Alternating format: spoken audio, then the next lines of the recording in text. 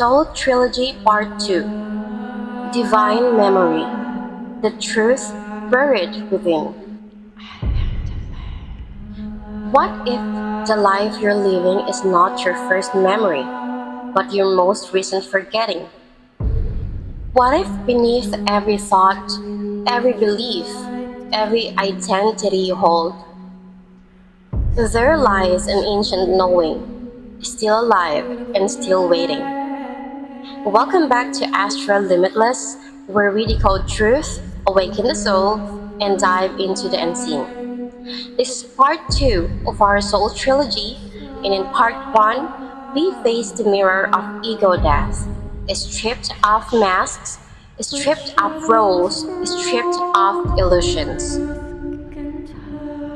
Today, we enter the next veil, divine memory, the sacred remembering that begins once the noise fades. The nature of divine memory.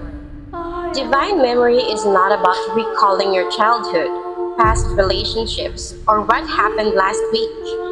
It's a memory that doesn't belong to the brain, but to the soul. It is the memory of being more than human, the memory of your soul's journey across timelines, dimensions, and lives. It is the remembrance of your origin, your purpose, your infinite nature, buried under years of programming. In Gnostic and mystical traditions, this remembering is not a luxury. It is the purpose of awakening. To wake up is not just to realize the illusion, but to remember what came before it. So why we forget? When a soul enters the physical realm, it passes through what many call the veil of forgetting. The veil is not a punishment, it is a part of the design. Without it, the lessons of duality, contrasts, and choice could not be fully experienced. But the danger in this, in forgetting who we are, we begin to believe we are only who the world tells us to be. We take on labels, a daughter, a son, poor, successful, attractive, or not enough. The ego forms to keep us safe, but the cost is truth. The more deeply we forget, the more asleep we become. And yet, the memory never dies, it simply waits. Signs you're starting to remember.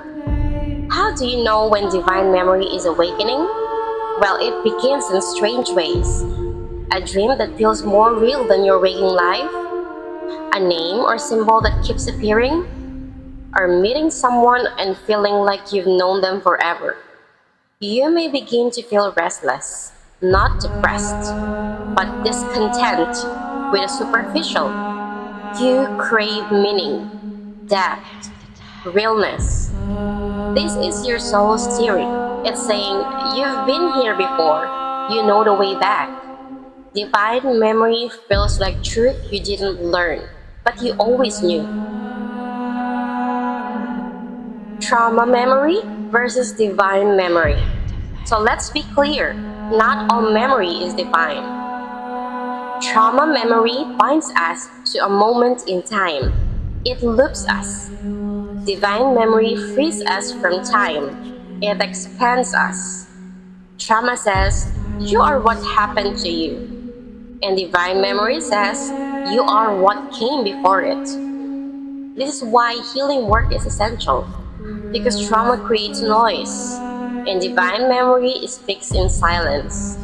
If you don't slow down, you won't hear it. How to remember? Well, divine memory isn't remembered through force. It's remembered through presence. Here are the practices that open the portal. Deep meditation, time in nature, journaling and stream of consciousness writing, inner child and past life work, and symbol decoding through dreams, art, archetypes. But the most powerful key is stillness. When the mind softens and the inner critic rests, memory begins to emerge. It's not loud, it's not even flashy.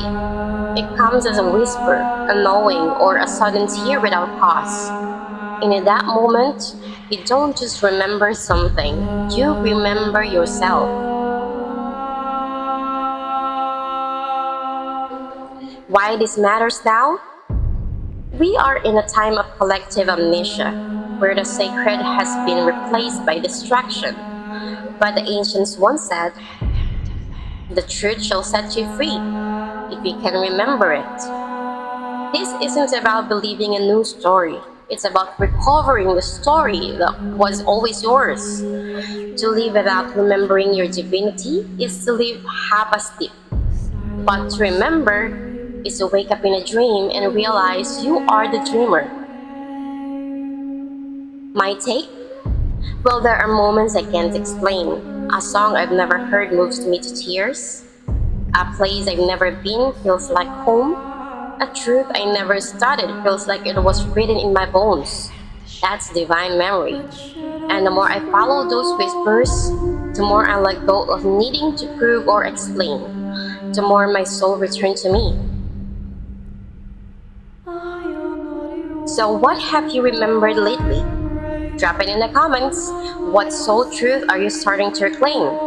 And don't forget, part 3 of the Soul Trilogy is coming soon, the Soul Embodiment, where we take everything we've remembered and bring it fully into this body, this life, this now.